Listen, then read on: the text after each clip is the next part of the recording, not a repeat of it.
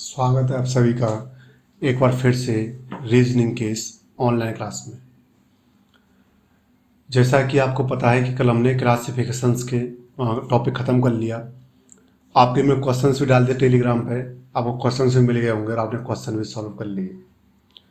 और जिस प्रकार से आपका कोई डाउट मेरे पास नहीं आया है, तो मुझे आशा है कि आपने क्वेश्चंस भी किए हैं और आपको डाउट भी नहीं आया है। ये क्या है? ये मुझे आशा है। मुझे आशा ही नहीं बल्कि पूर्ण विश्वास है कि आप कर चुके हो। बाकी ये मेरी आशा बहुत गलत है, मुझे पता है कि आपने क्वेश्चंस नहीं किए हैं, बट फिर भी मैं आपसे आशा कर रहा हूँ।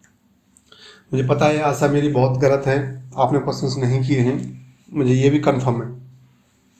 बट कुछ बच्चों ने कर लिए हैं, तो सभी बच्चों को मैं एक जैसा ट्रीट नहीं कर सकता। जिन्होंने कर लिए बहुत अच्छा, जिन्होंने नहीं किए वो करेंगे बट 6 महीने बाद, जब उनका एक अटैम्प्ट निकल जाएगा, उन्हें रियलाइज होगा कि मुझे क्वेश्चंस करने चाहिए थे, तब करेंगे। बात कड़वी है मगर सच्ची है कि आप घर बैठे क्या कर रहे हो हमें नहीं पता। ऑनलाइन में यही खराब मैटर है कि आप कर क्या रहे हो हमें नहीं पता, बट आप खुद से झूठ बोल रहे हो। आपको खुद से ही झूठ नहीं बोलना है।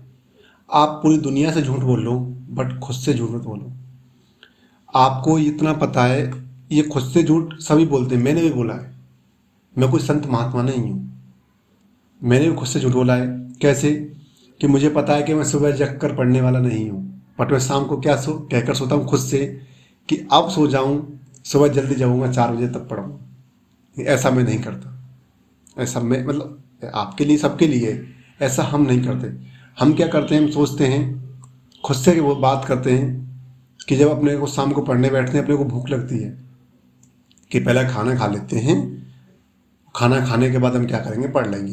क्या भूखे पेट भजन न हो गोपाला, और ये रखें तुम्हारी कंठी माला। ये आप खुद से कहते हो कि भूखे पेट भजन नहीं होने वाला हमसे, भूखे पेट हमसे पढ़ाई नहीं होने वाली, ये तुम्हारी किताब कॉपी ये रखी हुई। ठीक है, ठीक है साहब, आपने खाना खा लिया, फिर आप कहते हो कि खाना खाने के बाद आज तक कौन पढ़ा है? खाना खाने के बाद आज तक कौन पढ़ा है? खाना खाने के बाद तो आज तक कोई नहीं पढ़ा। फिर आप कहते हो कि खाना खाने के बाद आज तक कौन पढ़ा है? तो आप सोचते हो खाना खाने के बाद 20-25 मिनट आधा घंटा घूमना चाहिए, आप घूमने निकल जाते हो और घूम के आते हो 1 घंटे में 1.5 घंटे में। घूम के जब आप घर पे आए तो आप फिर चलाते हो फ़ोन, और फ़ोन चलाते आप फिर कहते हो अपने आप से कि खाना खाने के बाद अब नींद आ रही है, अब सो जाता हूँ, लेकिन सुबह से मैं पढ़ूंगा। अब सो जाता हूँ लेकिन सुबह से मैं पढ़ूंगा। और आप वो भी नहीं करने वाले।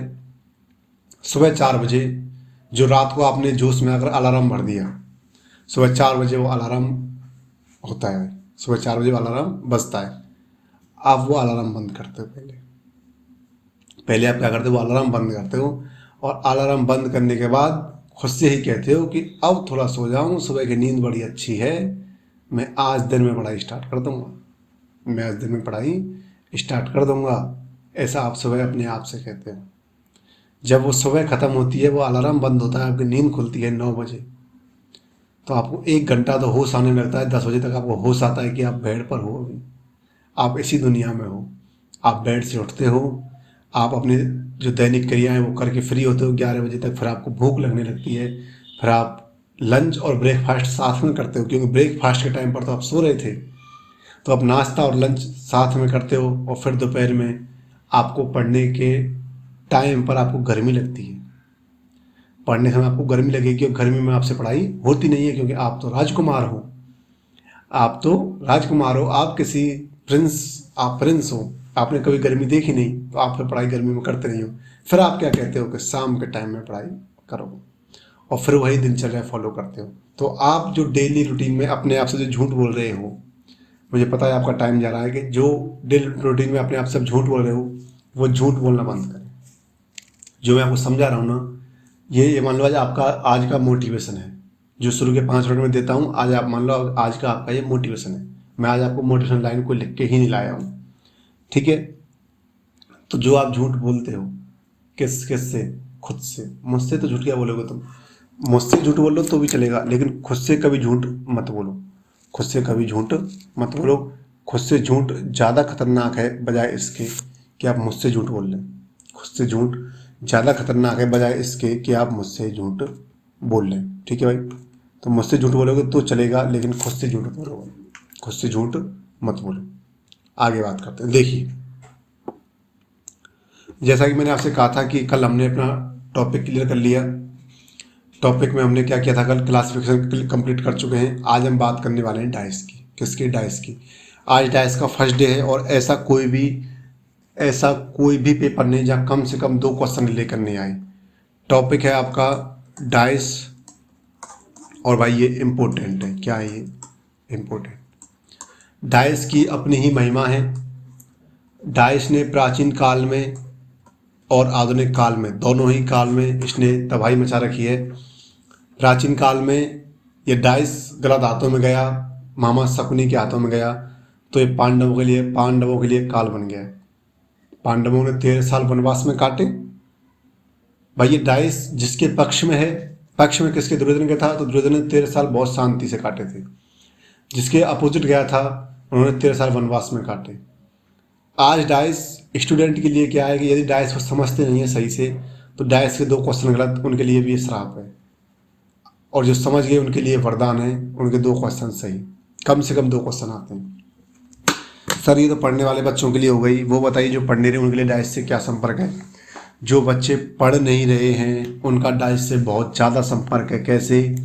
कि जो बच्चे पढ़ नहीं रहे हैं वो ऑनलाइन या ऑफलाइन खेल रहे हैं लूडो। क्या खेल रहे हैं? लूडो। और वो भी पैसों से। तो वो अपने पैसों की बर्बादी लूडो में कर रहे हैं, और लूडो भी क्या है? डाइस है। ठीक है भाई। देखिए, ज़्यादा बात कर देना, वो मैं कुछ समझना चाहता हूँ आपको। देखिए ये क्या है? डाइस।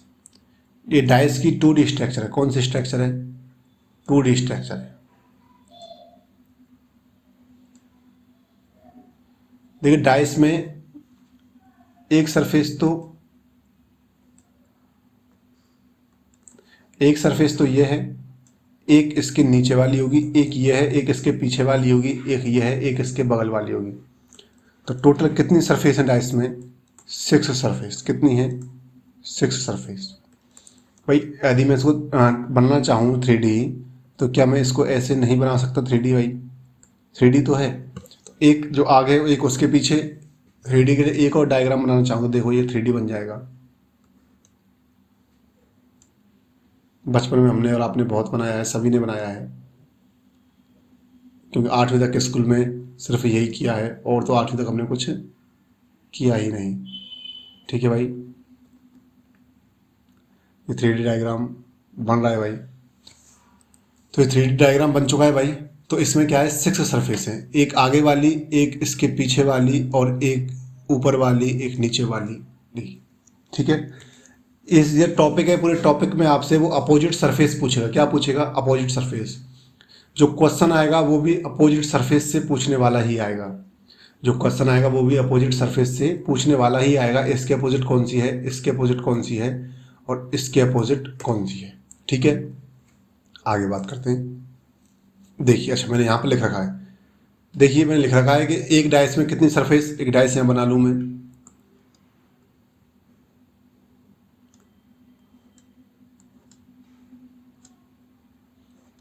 एक डाइस में 6 सरफेस भाई, ये लिख रखा है, मैंने आपको समझा दिया। Only 3 surface seen in a position. केवल 3 सतह एक स्थिति में दिखाई देती हैं। कौन सी? 1, 2 और 3 जो मेरे को दिख रही हैं। हम केवल एक बार में 3 पोजीशन ही देख सकते हैं। केवल 3 पोजीशन ही एक बार में हमारी दिखाई दे सकती हैं। ठीक है। यदि ये 3 पोजीशन नहीं दिखेंगे तो दूसरे को 3 पोजीशन दिखेंगी, लेकिन हम 3 पोजीशन ही सिर्फ एक बार में देख सकते हैं। देखिए, 3 सरफेस आर नेबर। जो 3 सतह होती हैं वो पड़ोसी होती हैं। कैसी होती हैं? वो पड़ोसी होती हैं। ये इसके पड़ोसी, ये इसके पड़ोसी, और ये इसके पड़ोसी। ठीक है। The opposite surface can not be visible at the same time. मेरी बात सुने, जो विपरीत सतह होंगी, मान लीजिए मेरे पास ये डाइस है, यदि आप इसको देख पा रहे हो, इस सरफेस को, तो आप इसको नहीं देख पाओगे। ये तो मैं आपको डाइस समझाऊँ तो एक बार ढंग से ये समझें कि मान लीजिए ये डाइस है। यदि आप ये सरफेस देख पा रहे हो तो आपको ये नहीं दिख रही, आप ये देख पा रहे हो तो आपको ये नहीं दिख रही, आप ये देख पा रहे हो तो आपको ये नहीं दिख रही। समझ पा रहे हो? तो 3 अपोजिट सरफेस को एक साथ देखा नहीं जा सकता, एक साथ देखना पॉसिबल नहीं है। समझे इस बात को? विपरीत सतह एक समय 3 सतह पड़ोसी होती हैं, केवल 3 सतह अपने सभी डन हो गए भाई। आगे देखते हैं। देखिए डाइस दो प्रकार का है, डाइस दो प्रकार का, क्लोज डाइस और ओपन डाइस। क्लोज डाइस और ओपन डाइस, बंद पासा और खुला पासा, बंद पासा और खुला पासा। ओपन क्लोज डाइस में हम 3 तरह के पढ़ते हैं। एक होगा 1 पोजीशन, जहां आपको 1 पोजीशन मिलेगी, सॉरी। दूसरा होगा 2 पोजीशंस, जहां आपको 2 पोजीशन मिलेंगी। तीसरा होगा more than 2 position, more than 2 position, 2 से ज़्यादा स्थिति। ठीक है, देखिए मैंने लिखा भी है, अच्छा मैंने लिखा भी है कि फर्स्ट पे क्या है, क्लोज डाइस यानी कि बंद पासा पढ़ने वाले हैं। बंद पासे में 1 पोजीशन हो सकती है, 2 पोजीशन हो सकती हैं और 2 से ज़्यादा पोजीशन हो सकती हैं। बंद पासे में 1 पोजीशन हो सकती है, 2 पोजीशन हो सकती हैं और 2 से ज़्यादा भी पोजीशन हो सकती हैं। ठीक है भाई। The question will be related to finding opposite surface. जो क्वेश्चन आएगा वो विपरीत सतह ज्ञात करने के लिए है। किससे हो जाएगा? विपरीत सतह से जुड़ा होगा। ठीक है, विपरीत सतह आपको ज्ञात करनी होगी इस क्वेश्चन में। जो क्वेश्चन आएगा वो विपरीत सतह ज्ञात करने के लिए आएगा। किसके लिए आएगा? फाइंडिंग द अपोजिट सरफेस, कि विपरीत सतह कौन कौन सी हैं ये ज्ञात करने के लिए क्या आएगा, क्वेश्चन आने वाला है। ठीक है, आगे बात करते हैं। हाँ एक सेकंड रुकिए भाई, रेस्पॉन्ड नहीं कर रहा है। देखिए टाइप फर्स्ट की बात करता हूँ। अब मैं आता हूँ मुद्दे पे जहाँ से क्वेश्चन आएंगे। टाइप फर्स्ट में क्या है कि जब पासे की 2 स्थिति दी जाए, when 2 position of the dice are given, और जो 2 स्थिति देगा ना भाई वो एक ही पासे की होंगी। किसकी होंगी? वो एक ही पासे की 2 स्थिति होंगी। इसको समझें, वो एक ही पासे की 2 स्थिति होंगी, एक ही पासे की 2 स्थिति। ठीक है, जो वो देगा वो एक ही पासे की क्या होंगी? 2 स्थिति होंगी। इस बात से आपको चमका सब कुछ कि एक ही पासे की 2 स्थिति होंगी, कि जैसे ये पास है तो इसकी एक ही पोजीशन ये और एक पोजीशन ये। ठीक है, और अपोजिट नंबर पूछेगा। जब वो डाइस की 2 स्थिति देगा, जब वो डाइस की 2 स्थिति देगा तो रूल क्या कहता है? रूल सुने, जो रूल आपसे कह रहा है वो सुने। रूल कहता है आपसे, 1 मिनट रुकें, काम रेस्पॉन्ड थोड़ा लेट कर रहा है भाई, ये रेस्पॉन्ड थोड़ा लेट कर रहा है। देखिए रूल आपसे क्या कहता है, जो रूल कहता है पहले देखें फिर समझाऊंगा आपको। नीचे देखो भाई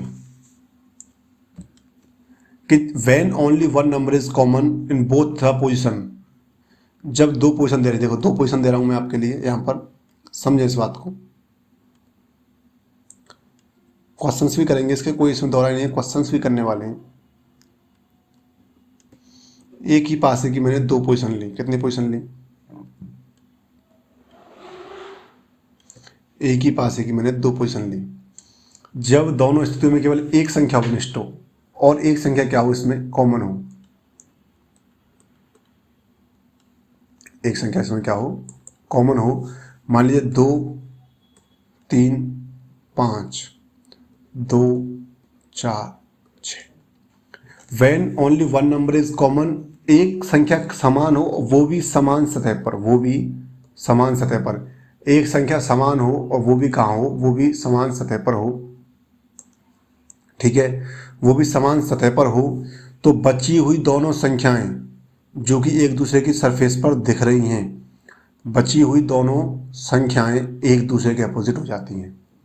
तो 3 हो जाएगा 4 के अपोजिट और 5 हो जाएगा 6 के अपोजिट।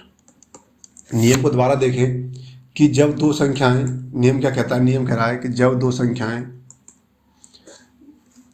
समान हो, सॉरी, जब एक संख्या समान हो और वो समान संख्या दोनों ही सतह पर दिख रही हो, और वो समान संख्या दोनों ही सतह पर दिख रही हो, तो आपको क्या करना है? समान हो और समान संख्या दोनों ही सतह पर दिख रही हो तो बची हुई दोनों संख्याएं, जैसे 3 बचा हुआ है तो ये 4 के अपोजिट हो जाएगा, और जो 5 बचा हुआ है वो 6 के अपोजिट हो जाएगा।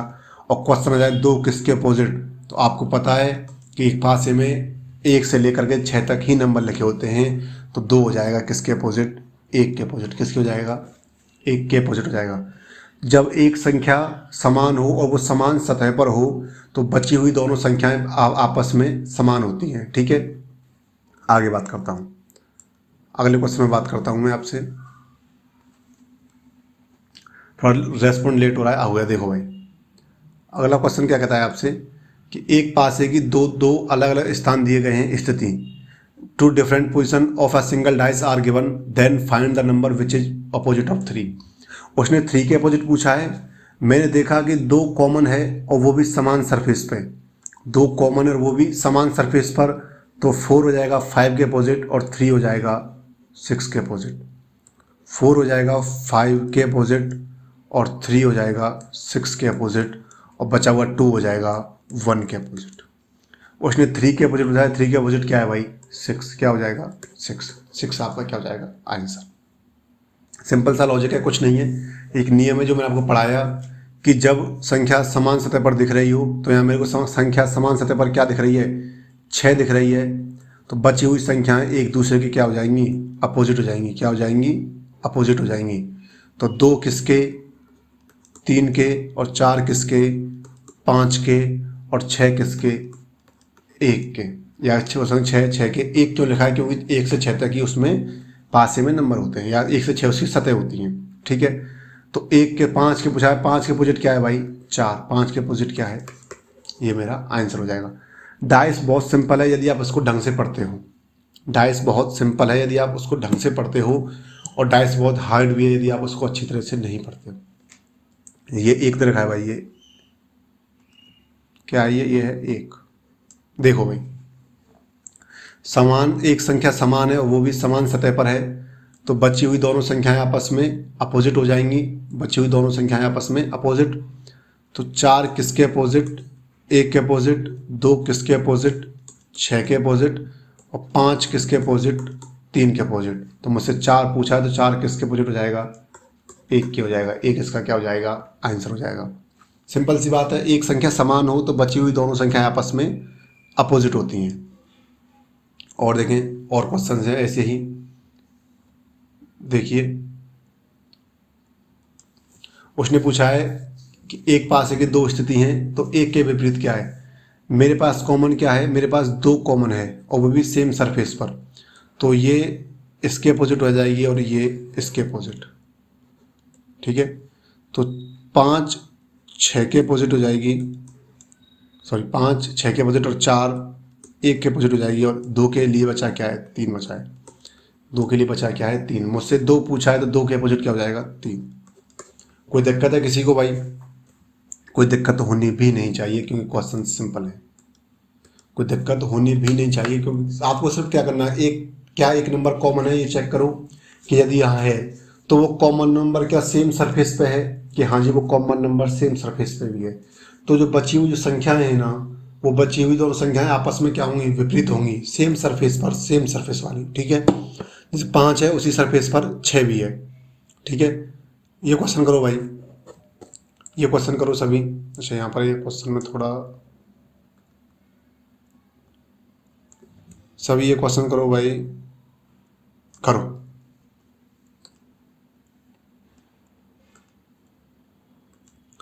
तीन के सभी ने कर लिया होगा भाई, क्योंकि क्या है भाई, 3 क्या है? समान दे रखा है, तो 4 1 के हो जाएगा और 5 2 के हो जाएगा। तो 4 है अपोजिट 1 के और 5 अपोजिट है 2 के। तो बचा हुआ 3 किसके अपोजिट हो जाएगा? 6 के। किसके हो जाएगा? 6 के। तो 3 के अपोजिट 6। ठीक है, आगे बात करते हैं। ये क्वेश्चन जो आने वाला है, ये क्वेश्चन आप करो भाई, अच्छा क्वेश्चन है, ऐसे क्वेश्चन आ जाते हैं, और ये टाइप रूल फर्स्ट का लास्ट क्वेश्चन है।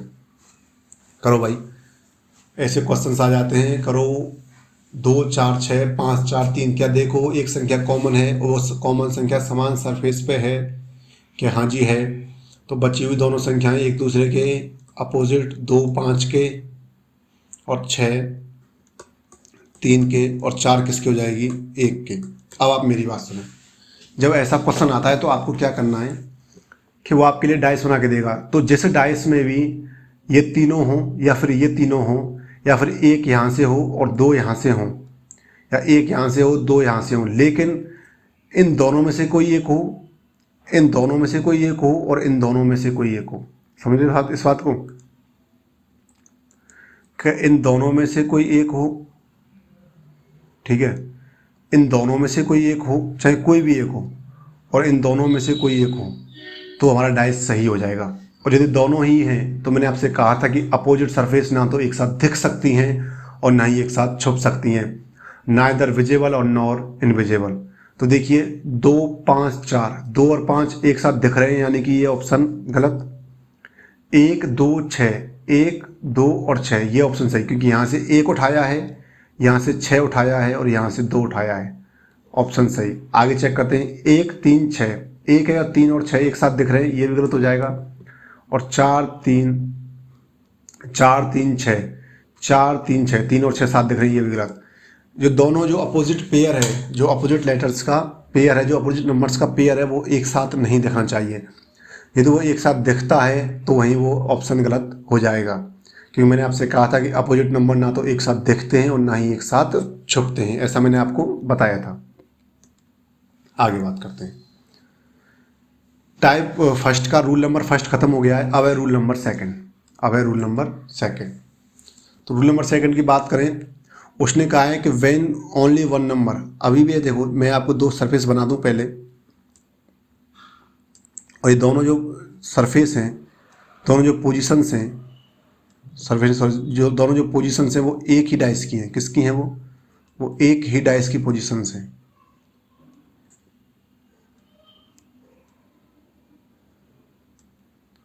एक ही डाइस की 2 पोजीशन है, ठीक है। जब केवल एक संख्या कॉमन हो, और इसमें भी क्या है, एक संख्या कॉमन हो, पिछले वाले में एक संख्या कॉमन थी, इसमें भी एक संख्या कॉमन है। और इस टाइप जो रूल सेकंड है वहाँ से क्वेश्चन आ जाता है भाई, जब पासे की 2 स्थिति दे रखी हो और दोनों में कोई एक संख्या कॉमन हो, एक संख्या कॉमन हो, और वह जो संख्या है वो अलग अलग सतह पर हो, वो अलग अलग सतह पर हो, तो we can apply right hand rule या क्लॉकवाइज रूल, दाहिने हाथ का नियम या दक्षिणावर्त नियम लगाते हैं। कैसे कि अपने को जो समान संख्या दिख रही है, अपने को जो समान संख्या दिख रही है उसको पकड़ लो, उसको पकड़ लो, और उस संख्या से चलो क्लॉकवाइज, उस संख्या से चलो क्लॉकवाइज। और दोनों से चलने पर जो पहली संख्या है वही आपस में क्या हो जाएगी, अपोजिट हो जाएगी। फिर उससे फिर चलो क्लॉकवाइज, फिर उससे फिर क्लॉकवाइज चलो, जो अगली संख्या आएगी वो आपस में अपोजिट हो जाएगी। बची हुई संख्या क्या है, जो कॉमन है 2, इधर क्या बची हुई है 1, ये इसके अपोजिट। दोबारा सुने, जब दोनों स्थितियों में एक संख्या कॉमन हो और वो समान सरफेस पर हो तो बची हुई दोनों संख्याएं एक दूसरे के विपरीत हो जाती हैं। लेकिन जब दोनों में एक संख्या कॉमन हो लेकिन वो समान सरफेस पर ना हो, लेकिन वो समान सरफेस पर ना हो, तो हमेशा क्लॉकवाइज नियम लगाएंगे। क्लॉकवाइज नियम कैसे, कि जो संख्या कॉमन है उसको पकड़ो और वहाँ से क्लॉकवाइज घूमो। तो 2 से घूमा 6 आया, और 2 से घूमा तो 4 आया, 6 और 4 अपोजिट। 4 से घूमा तो 5 आया, और 6 से घूमा तो 3 आया, 5 और 3 अपोजिट, तो 2 और 1 अपोजिट। समझे इस बात को। आगे बात करता हूँ 12 में। देखिए एक पासे की 2 स्थितियाँ दी गई हैं, एक पासे की 2 स्थितियाँ दी गई हैं, तो ज्ञात कीजिए 4 के अपोजिट क्या है।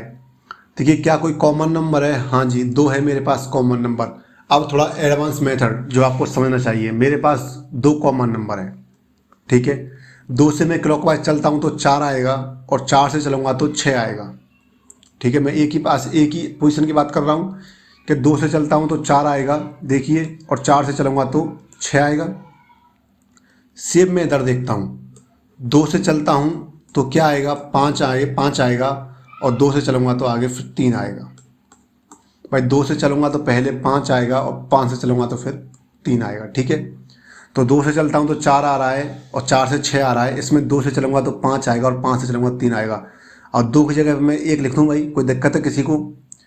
2 की जगह में कोष्टक में 1 भी तो आ सकता है, क्योंकि 1 ही बचा है। तो 2 अपोजिट है, 1 के 4 है, 5 के, और 6 है 3 के। आपसे पूछा है 4 किसके अपोजिट है, 4 अपोजिट है 5 के। आपसे पूछा है 4 किसके अपोजिट है, 4 है 5 के अपोजिट, ठीक है भाई। आगे देखते हैं अगला क्वेश्चन, कि two different position of a single dice are given, then find the number which is opposite of 3, which is opposite of 3। फिर मैं कह रहा हूँ कि कॉमन संख्या है, कॉमन है मेरे पास 4, आप 4 को दोनों साइड लिख लो, भले ही ऐसा कर लो आप। 4 से जब मैं चल रहा हूँ यहाँ पे तो 6 आ रहा है और 6 से आएगा 5, तो 6 मैं यहाँ लिख लूँ और 5 मैं यहाँ पर लिख लूँ, 6 मैं यहाँ पे लिख लूँ और 5 यहाँ पर लिख लूँ भाई। आगे बात करता हूँ, इधर मैं जब 4 से चलूँगा 3 आएगा और 3 से चलूँगा तो 2 आएगा, तो 3 और 2 बची हुई संख्या क्या हो जाएगी, इसी जगह पर 1 आ जाएगा। तो 6 3 के, 5 2 के, 3 के पूछा है तो 3 के अपोजिट क्या है, 6 है। 3 के अपोजिट क्या है, 6 है। ठीक है, ये क्वेश्चन आप करें, अगला जो क्वेश्चन है वो आपको करना है भाई, करो। वही है, ये भी टाइप रूल नंबर 2 का लास्ट क्वेश्चन है। ऐसे क्वेश्चंस आ जाते हैं आपको। सबसे पहले अपोजिट पेयर्स निकालें कि कौन कौन से पेयर्स अपोजिट हैं, फिर देखें क्या जो समान जो अपोजिट पेयर्स हैं वो दोनोों एक ही डाइस में आ रहे हैं। यदि ऐसा है तो डाइस क्रॉस हो जाएगा, और यदि ऐसा नहीं तो डाइस सही हो जाएगा। ठीक है, चेक करो, 30 सेकेंड है आपके पास। ये देखें क्या वो समान पेयर एक साथ आ रहे हैं तो वह डाइस गलत हो जाएगा, और नहीं आ रहे हैं तो डाइस सही हो जाएगा। अपोजिट पेयर्स एक साथ ना तो आ सकते हैं और ना ही एक साथ छुप सकते हैं। ठीक है, देखो भाई,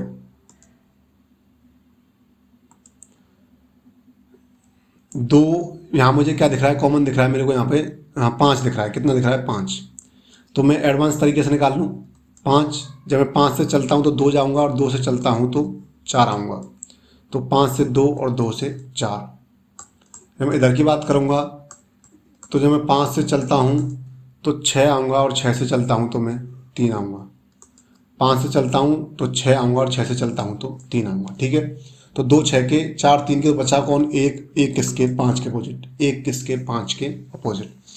तो देखिए 2 3 और 6, 2 और 6 साथ में आ गए, ऑप्शन गलत। 4 5 और 3, 4 और 3 साथ में आ गए, ऑप्शन गलत। 5 6 और 3, 5 1 यहाँ से उठाया भाई, 1 यहाँ से उठाया और 1 यहाँ से उठाया, option C is correct, option C is correct. और 1 5 6, 1 और 5 7 आ गए तो ऑप्शन डी भी इनकरेक्ट। ऑप्शन सी क्या हो जाएगा, करेक्ट हो जाएगा, ऑप्शन सी इज करेक्ट। ठीक है भाई, आगे बात करते हैं। आगे बात है रूल नंबर 3 की। रूल नंबर 3 बहुत ही सिंपल है, इसको समझेंगे और समझने वाले को इशारा ही काफ़ी है, ये भी आपने सुना ही होगा। तो इसको भी समझेंगे इशारे से। किससे, इशारे से।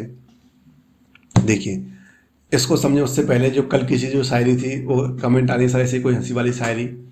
तो देखिए कल की जो शायरी थी मुझे याद तो ढंग से नहीं है, बट मैं सुना रहा हूँ फिर भी, कि ए ज़िंदगी जो भी मांगा करूँ वो बिन पूछे ही दे दिया करे ज़िंदगी। जो भी मांगा करूँ वो बिन पूछे ही दे दिया करे ज़िंदगी, कभी तो मेरी बाप जैसी बन। सुनना मेरी बात, क्योंकि जो भी मांगा करूँ बिन पूछे ही दे दिया कर ज़िंदगी, कभी तो मेरी बाप जैसी बन। बाप का साया हट गया सर से, बाप का साया हट गया सर से, अब हर मुश्किल से खुद ही है बचना।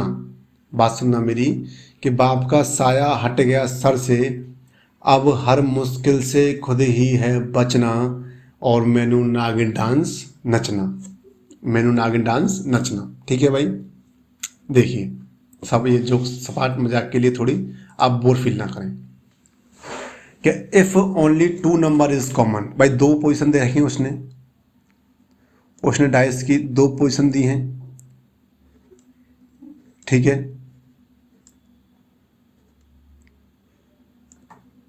डाइस की 2 पोजीशन उसने दे दी।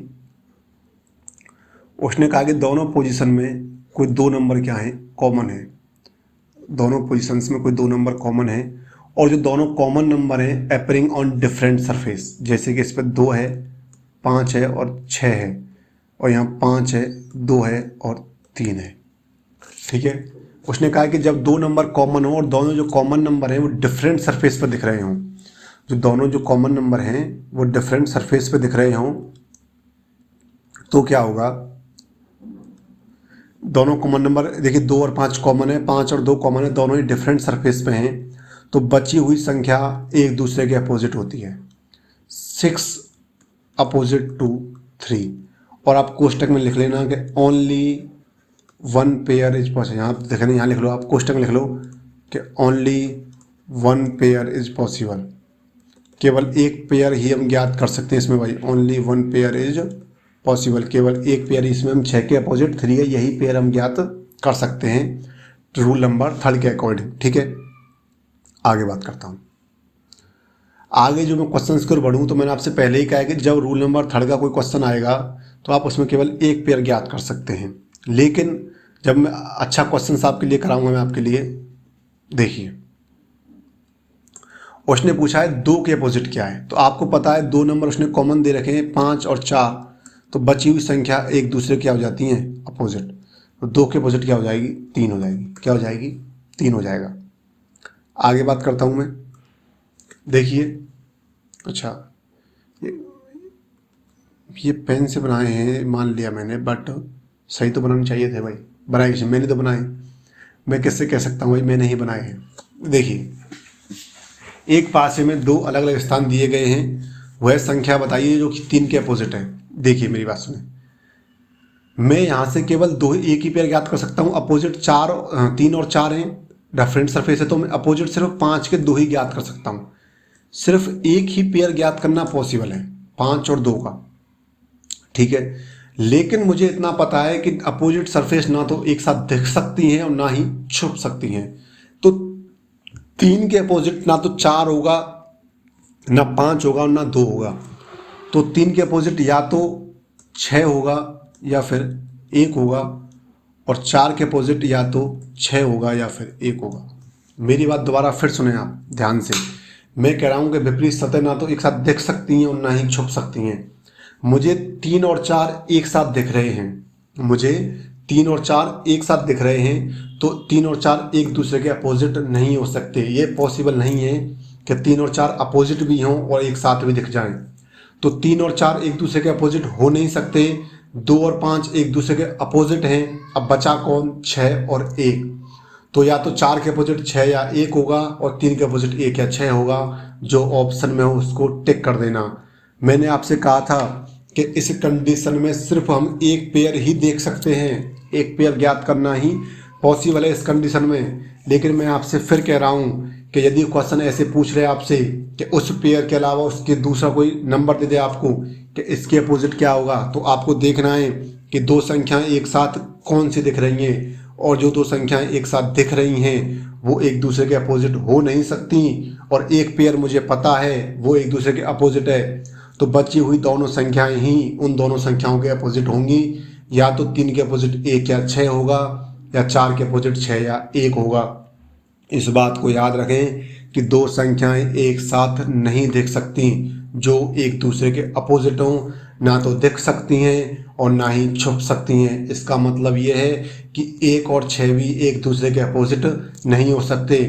या तो 3 के अपोजिट 1 या 6 होगा, या 4 के अपोजिट 6 या 1 होगा। ठीक है, मुझसे पूछा है 3 के अपोजिट, जो 6 या 1 में से कोई एक ऑप्शन हो उसको टिक कर देना, उसको टिक कर देना। अच्छा, ज़्यादा बड़ा टिक हो गया, भावनाओं में ज़्यादा बह गए, भावनाओं में ज़्यादा बह गए, बच्चा भैया भावनाओं में ज़्यादा बह गए। ठीक है भाई, गेंदा भैया भावनाओं में ज़्यादा बह गए। तो 3 के अपोजिट क्या हो जाएगा, 1 हो जाएगा। ऑप्शन में 6 होता 6 कर देते, ऑप्शन में 1 है तो हमने 1 कर दिया।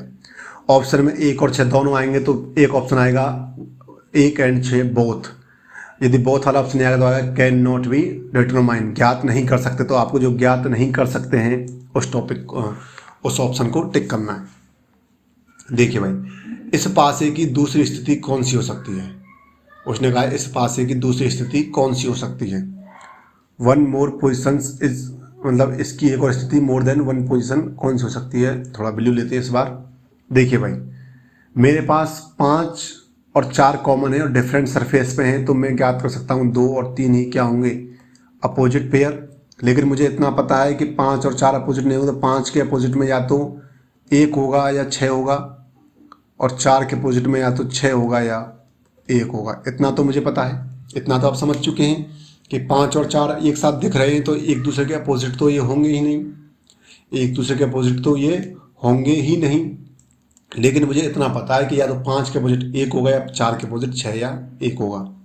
आगे मैं बात करता हूँ तो देखिए कॉमन क्या है मेरे पास, 5 और 4। कॉमन क्या है, 5 और 4, तो 2 और 3, 6 4 5, 6 4 5। ये सही हो सकता है कि 6 यहाँ से आ जाए, 4 यहाँ से आ जाए।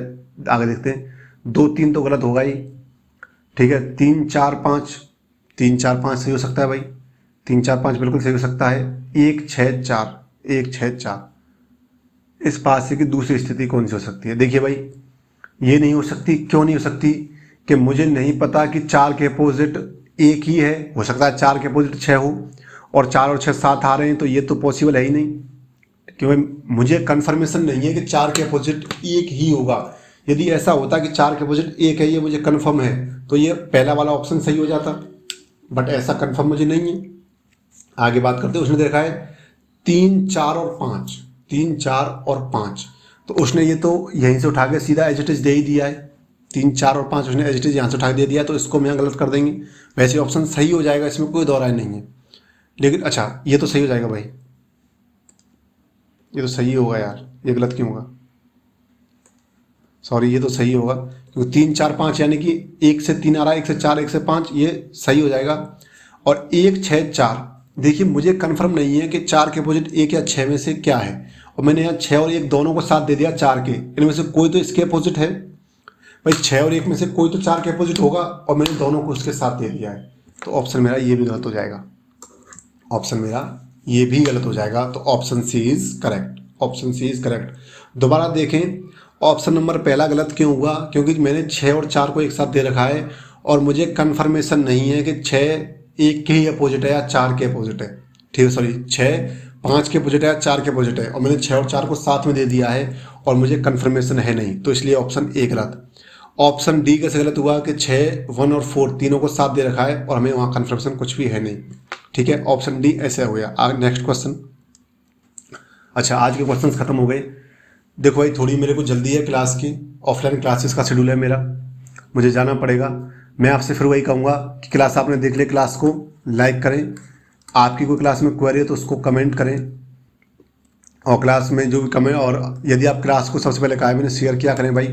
क्लास स्टार्ट हो तो क्लास शेयर करें, आप क्लास स्टार्ट हो तो आप क्लास शेयर करें, और जब क्लास ख़त्म हो जाए, यदि आपको मेरा कंटेंट अच्छा लगता है कि मैंने आपको अच्छा कंटेंट प्रोवाइड कराया है, तो क्लास को लाइक किया करें और क्लास में कमेंट किया करें। आपका एक पॉजिटिव कमेंट हमारे लिए बहुत ज़रूरी होता है। और मैंने आपसे कहा भी था, क्या कहा था, कि जैसे आस्की करने के लिए एक शर्म ज़रूरी है, ऐसे टीचर को अच्छा पढ़ाने के लिए कमेंट ज़रूरी है। हमें शर्म नहीं चाहिए, हमें कमेंट चाहिए। क्या चाहिए? कमेंट चाहिए। आप अपना शर्म अपने पास रखिए, हमें सिर्फ हमारा कमेंट दीजिए। टेलीग्राम चैनल की लिंक मैंने कल आपकी क्लास में डाल दी थी कमेंट बॉक्स में, और आज भी डाल दूंगा। अब किसी को कोई भी शिकायत नहीं मिलेगी, क्वेश्चंस आपको मिल ही जाते हैं। टेलीग्राम चैनल का नाम है मेरा SSC bank and other competition exam reasoning by Dilip Sharma. आप reasoning by Dilip Sharma search करोगे तो भी आपको मिल जाएगा, रीजनिंग बाय दिलीप शर्मा। ये मेरा टेलीग्राम चैनल है, लिंक मैं डाल दूंगा। चूँकि मुझे जल्दी है तो आपसे ज़्यादा बात नहीं हो पाएगी क्लास के बाद आज। सिर्फ मैं आपसे ये कहूँगा, स्वस्थ रहें, मस्त रहें, जहाँ भी रहें पढ़ते रहें। और फिर वही जो बात मैंने पहले क्लास में दोहराई थी, खुद से झूठ ना बोलें, खुद से झूठ ना बोलें। पूरी दुनिया से झूठ बोलो, लेकिन खुद से झूठ ना बोलो। खुद से झूठ बोलना बहुत ज़्यादा नुकसानदायक हो सकता है। पढ़ाई करें, अपनी पढ़ाई पर ध्यान दें, और कल फिर मिलेंगे आपसे सेम टाइम सेम जगह, अगले दिन सेम स्टूडियो में। छत पर नहीं मिलेंगे, स्टूडियो में मिलेंगे, आपके मोबाइल पर मिलेंगे, आपके लैपटॉप पर मिलेंगे, आपके स्क्रीन पर मिलेंगे, आपके दिल में मिलेंगे, क्योंकि आप हमारा परिवार हैं। छत पर नहीं मिलेंगे, छत पर तो आप मिलिए किसी और से। हम मिलते हैं कल आपसे सेम टाइम सेम जगह, आपके मोबाइल पर, आपके लैपटॉप पर, आपके दिल में। ठीक है, और आप तुम्हारे दिल में हमेशा रहते ही हो, क्योंकि आप हमारा परिवार हैं। Thank you very much class, thank you very much. कल फिर मिलते हैं आपसे, ठीक है। Thank you very much again.